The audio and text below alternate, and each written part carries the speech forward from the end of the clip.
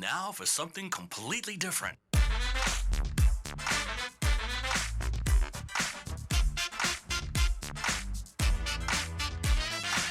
Wisdom is the proper use of knowledge and experience. I came here for the truth. Are you planting seeds or growing weeds? Community is our family, faith, and friends. Enlighten me a little. What you say is quite logical. Welcome to Main Street, the Craig L. Hayes Show.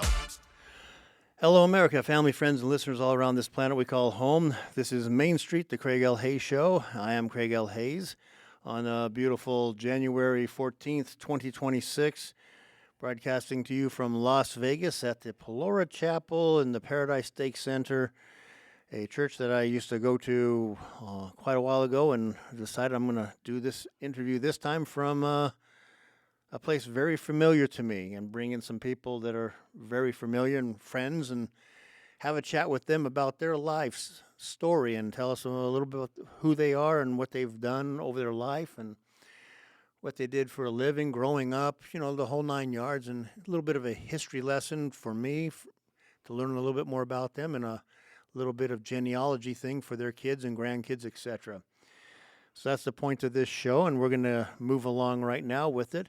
And today's guest is a friend that I've not known for a lot of years, but probably for about 15 plus years.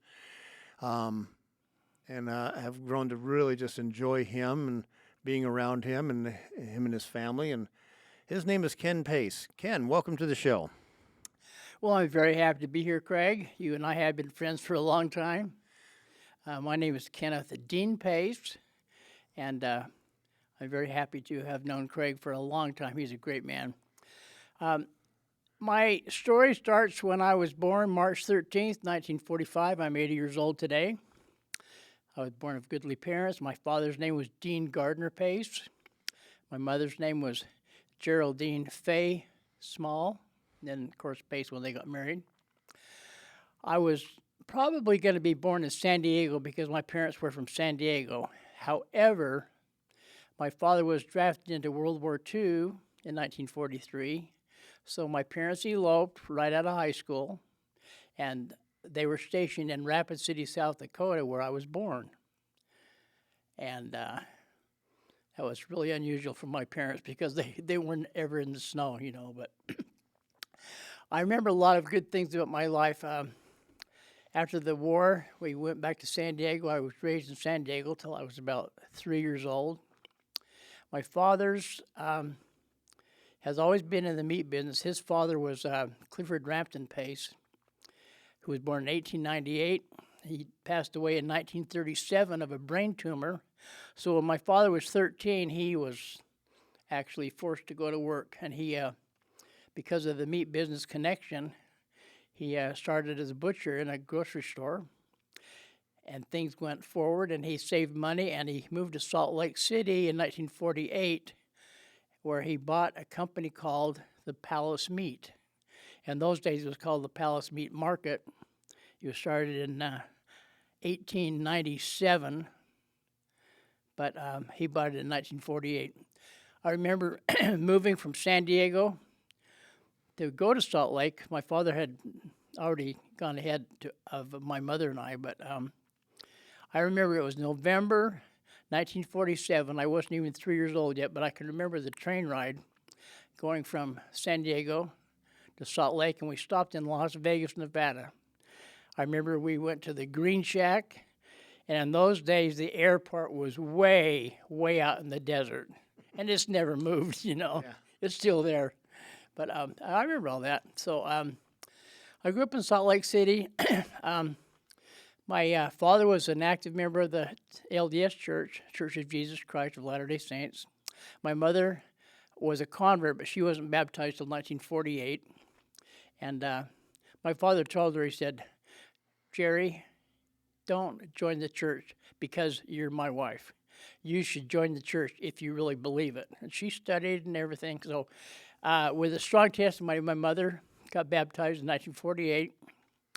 I remember a little later, in 1957, we were all sealed in the Salt Lake City Temple. September the 19th, 1957. I was 12 years old at the time. I have a middle sister named Marie Faye Pace. She was there, and of course Marcia D. Pace. She was, I think at that time she was about 5. But anyway, we were all sealed in the temple in 1957. My mother was very active in the church after that. She was always, in the mutual presidency and everything like that. My father was very active in the church. One of his best friends was Joseph Worthwin, who at the time was an apostle. And the reason why is because Joseph Worthwin had a meat company called Worthwin Meats in Salt Lake City. But they were really good friends, and my father was he was a good man. Now, as far as me growing up, I remember the first house we lived in was on 6th. I was on 6th East and 21st South in Salt Lake City. And then we moved to 1182 Blaine Avenue in Salt Lake. And the first ward I ever went to was called the Bryant Ward, which is on 17th South and about 11th East. I was about maybe 4 at the time. I remember they said if you're really quiet, because we're all, when you're a young kid, you're kind of active and kind of noisy, that you would get a gold star put on your forehead. Well, the first time I didn't get a gold star. Didn't quite make the cut, huh? No, I didn't. But it was a good time. And then my first school I went to was a Garfield Elementary School in the neighborhood up there. And I remember my teacher was her name was Mrs. Flanagan. And everybody wanted Mrs. Flanagan. But they had so many kids in the class, they wanted some volunteers to leave the class and go to another teacher. So, of course, I raised my hand. And when my parents found out, they were really upset. They went back to school and said, no, we want Mrs. Flanagan. So, Why? What? Tell me a little bit about Mrs. Flanagan. What was it about her that was well, what I so remember was interesting? she was an older lady, but really kind, and she was so good with the kids, I don't know who the other teacher was that I was supposed to go to after I raised my hand, but Mrs. Flanagan was a really sweet lady, and she was really helpful with the kids, just a good, strong leader, a good teacher, but just a nice lady. Everybody wanted to have Nice. her. No, that's awesome. Yeah, you kind of wondered, did she bring cookies every day? Was she like the really, awesome teachers like that bring something for the kids every day? All right, kids, not supposed to do this, but here's some cookies. No, here's some ice cream. Here's some. Bribery works well with kids. So Yeah, I didn't ever bring her an apple, but it was fine. Now then, when I was about, I was 5 years old, maybe I was still in kindergarten, but we moved to a street called Dearborn Street. It was 2490 Dearborn Street in Salt Lake City. And I was then put in, I was still in kindergarten. We went to another school. It was called Highland Park Elementary, about 27th South in Dearborn in the Salt Lake. And I remember across the street there was a candy store, and I'd always somehow have a nickel or a dime to buy something from the candy store, across the street. But in that school, I had a lot of friends, and then it's really funny, but there were so many kids, from World War II, they're all parents having children, that they split the school up, and so I was still basically in Highland Park Elementary, but they moved us over to the Stratford Ward Chapel, which was like a block and a half away, to put the rest of us in school over there.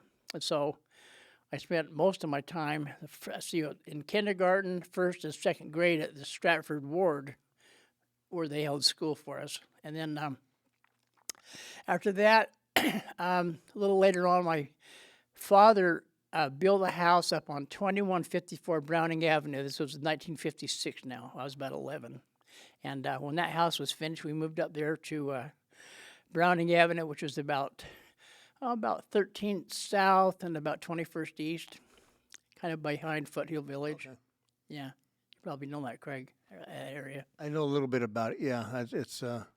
I'm not a real heavy participant in going to Salt Lake, but I've been there probably a half a dozen times or more. But I understand the street when you're laying out the streets. I understand the. Yeah. It always sounds funny when people say, "Oh, I live at 257 South 300 East," and people go, "What? What is that?" Well, Once you learn the grid pattern that is, it's really very simple. You can go, "Okay, you live over that area. Okay, I got you." So. well, some of the background on that, the way they divided the city up was when Brigham Young and the Saints came over. Of course, they started everything from Temple Square, and everything like south of the temple, like first south, second south, third south, and second east, third east. They had east. Everything was east, northwest of the temple to start with. Now later on, when you get farther south, it didn't quite go that way, but it was the grid. That's how they built it, and a lot of the pioneers at the time they did this were really questioning why the streets were made so wide, because they were just used to smaller streets, but. Come to find out, we realized, traffic and cars coming, 100 years later. So that's what happened. But anyway. Yeah, the streets there didn't have problems when automobiles started taking over. They originally did it, I think, so that they could turn horse teams around in the streets and stuff like Craig, that. you're absolutely right, yeah. If you've studied the history of it, that's what it's all about. Yeah. And unbeknownst to them, or was it known to them, that, there was going to be automobiles that needed 2 lanes, 3 lanes, whatever like that, but a big horse team needed quite some space to turn around in. So That's right, yeah. So, hey, it just made perfect logic to everybody up there. So, anyways, continue on. History lesson over for a second. So, So anyway, now I'm about 11 years old in a new school. The first school I went to on Browning Avenue was Curtis Elementary School. And my first teacher, I was in 5th grade at the time. My first teacher was named Miss Francois. And in that class, I met a friend of mine named Paul Anderson, who's still my friend today. His name is Paul Mark Anderson. We've been friends all our lives. In fact, I talk to him at least once a month. He's under pretty bad health right now. I don't expect him to be around too much longer, but I call Paul every 2 or 3 weeks. In fact, his birthday is February the 4th. He'll be 81 in a couple weeks. Anyway, that's where I met Paul. And then after that, I went to Hillside Junior High School.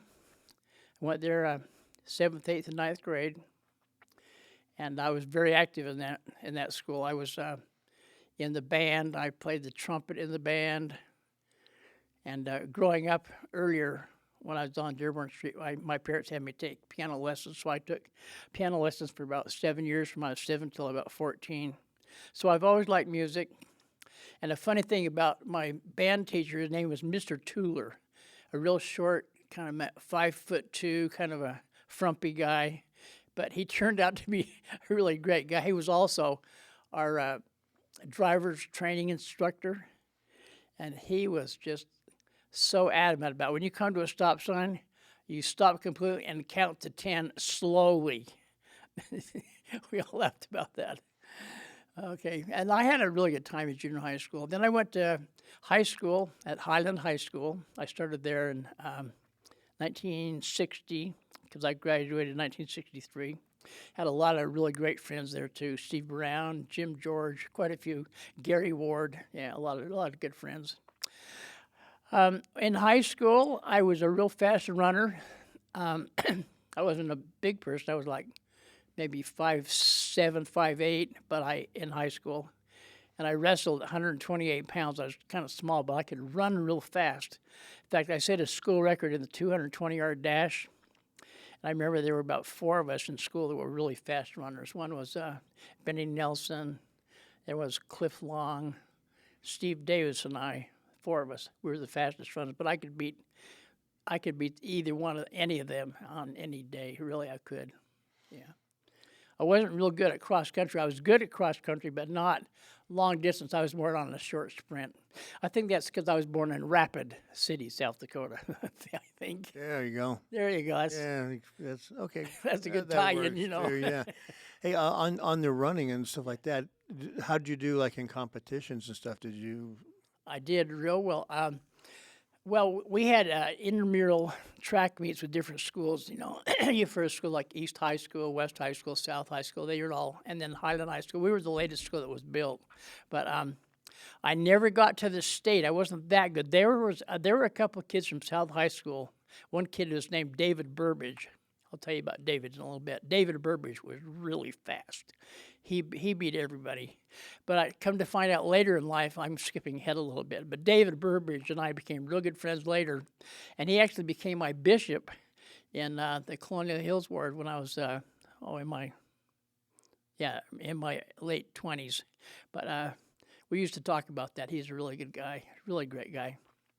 Anyway, so after high school, when I was in high school, I was real active in the church, and I want to go back a little bit. In 1953, when I was 8 years old, my father baptized me in Salt Lake, and where he took me down to the Temple Square into the tabernacle, because in those days, 1953, they had a baptismal font in the tabernacle.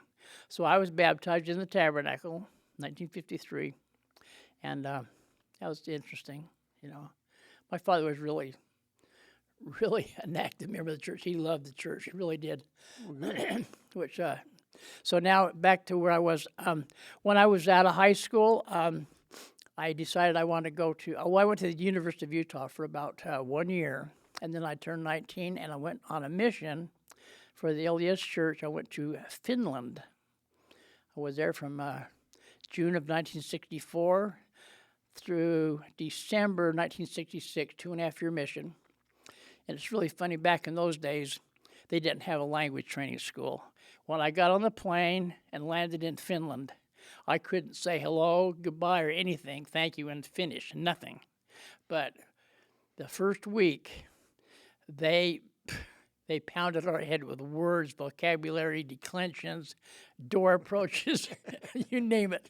And within about 2 weeks, it's like so much in your head about Finnish. I got to be a pretty good speaker of Finnish. I wasn't maybe the most fluent in the mission. There were some missionaries that spoke Finnish like they were Finns, but I was real good in the Finnish language. After about 6 months of studying it, I was very fluent, and after a year, you could read almost any newspaper and everything like that. But it's a hard language. They say that Finnish is the second hardest language in the world to learn. They say that Mandarin Chinese is the first hardest to learn, because you have to kind of sing at different octaves or different levels, from what I understand. Oh, okay. But like, I want to break down the language a little bit. In English, we have like 3 cases. We have the nominative, I. We have the objective, like me, throw the ball to me. And the genitive, which is, possessive, like this is mine, I, me, and mine. Yep. Well, in Finnish, there are 15 different case endings. 15, not 3. So if you say a word like, Wow. say you want to, like, I want to go to the store, you say, minä menen kauppaan. That means I'm going to the store. But if you say, minä menen kaupern, which is like at the store, you're not going to the store, you're going at the store, but you're going to stop outside. It's really funny. They have a lot of crazy endings. So, All right, well. very interesting language. But I love seems to work. They haven't asked for any of our help to help, teach them a different language. So I guess it works for them. Speaking of languages, when I was in junior high, I think 9th grade. Okay, in 9th and 10th grade, I took Latin. Back in those days, they had good schools. I mean, really good schools. Yes.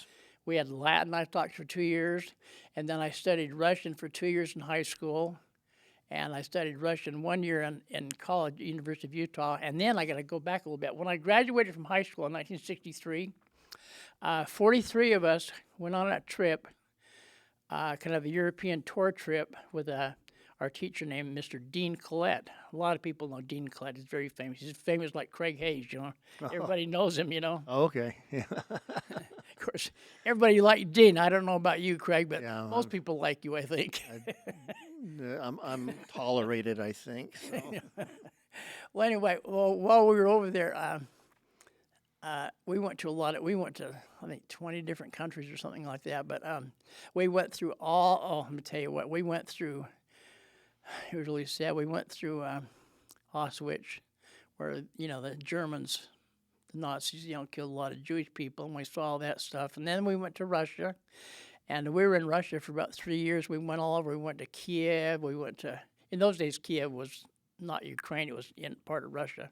But we went to the Sochi Black Sea. And in Moscow, I went to. I don't want to say I went to the University of Moscow because I didn't really go there, but I was there in classes and we were learning a little like special Russian language things. But while we were there, we went to the Red Square, where actually in those days it was 1963 in the summer, and Lenin was still in a glass coffin there, and they put us in front of the line. We went through around, and I can remember looking at Lenin. He was like asleep in a glass coffin. He had died in 1923, but now it's 1963, like a few years later, and it looked like he was just sound asleep, full of formaldehyde. You can see his eyelashes and everything. So that's a really intrinsic memory that I've had because things like that are just people don't know. People that doesn't happen. I also attended the Bolshoi Ballet Theater and saw a real nice performance while we were there. But we traveled extensively all over Europe, all the different, Germany, Denmark, every place, Sweden, Norway. That sounds like a great trip. Oh, it was. It was a really good. So we were there for 6 weeks in Europe, 6 weeks, and had a lot of great memories. But anyway, while I was in Finland on my mission, a lot of us that had studied Russian in high school, and by the way, Dean Collette was our Russian teacher that taught Russian in high school, and a lot of us that had taken his class in Russian ended up in Finland. And I really think it's the fact that when the first presidency, got our paperwork to go on a mission, and they'd ask us questions like, did you study any languages? And I guess they figured that if we could study Russian, with the different symbols, abe, vege, yo, the alphabet was really different. Yeah. I think they just thought maybe we could learn Finnish because they knew Finnish was really hard. And I love and respect the first presidency of our church, and I really love them. I'd like to also say something about the first presidency. When I was born in March of 1945, Heber J. Grant was the prophet. I didn't meet him. Then it was George Albert Smith. I never met him. But David O. McKay, all the way through Thomas S. Monson, I've met every one of them, shaken their hands. I've had dinner with Howard W. Hunter. One of my, I don't, as a member of the church, I shouldn't say I have some favorites, but I love them all. They were great prophets. But I think I have to say that Spencer W. Kimball was one of my absolute very favorite. I loved him so much. Of course, David O. McKay, too. I visited him when I was a kid, and I think I was about 6 or 7 years old, but we went to his office. But no, I really love Spencer W. Kimball. Now, I never did meet Russell M. Nelson, and I haven't met, our new prophet. But I was very fortunate to meet all these prophets. Oh, by the way, speaking of that, when I was later in life, I was about maybe 28 or 29 years old. I was called to be, I know what it was. It was 1978. I want to tell you something interesting. In 1978, that's when the proclamation from the church came out that anybody, regardless of your skin color, you could become a member of the church and hold the priesthood. Yep. In 1978, unfortunately, there were over 300 temple workers that actually quit the church because they did not want to be involved with that. It's really sad. It's a sad story. It's so narrow-minded on this. Yeah, and I was completely shocked about that because I love. Hey, I've had a lot of friends that are black that are really good people, and it didn't. I was happy that they were able to hold the priesthood. So I'll get back to the story about 300 people that actually quit. They needed more temple workers. So here I'm a young man. I got a letter from the first presidency, and I thought, what did I do wrong now, I opened it up, and they said something about, dear Brother Pace, we want you to be a temple worker in Salt Lake, a veil worker in Salt Lake Temple. Oh, nice. This is great. So the reason why is because they had a few vacancies, and it's really sad that these people were so narrow-minded, like Craig just said, that they couldn't accept a prophet's heeding, because it was time that they got to have the honor of that, having the priesthood. But anyway, so I was a temple worker for about 3 years, 1977, 78. No, I guess it was 78, 79, and 80. That I was a veil worker. And at that time, for some reason, they asked me what shift I want. I thought, well, I better I'm going to work at like 7 o'clock. I better have an early shift, so I picked Thursday morning at 4 o'clock. Well, unbeknownst to me, that's when the First Presidency and the apostles would meet. And you'd come out of the temple, the dressing rooms, and they'd be walking by the hallway, and they'd say hello. They didn't know my name like Brother Pace, but they'd just say, good morning, you know. I saw so many of the apostles walking past me. To be in the room with him is quite amazing. Well, Ken, that's brought us to the end of the first episode, believe it or not. Went by pretty quick, didn't it? Oh, yeah. So we're going to Okay, just take a well, quick amen to the pause first here. one. What's that? I say amen to the first episode. Amen to the first episode, yeah. So we're going to just take a minute break here, grab a little bit of water, and then we're going to start another episode up. So until. Thank you for listening to Main Street, the Craig L. Hayes Show.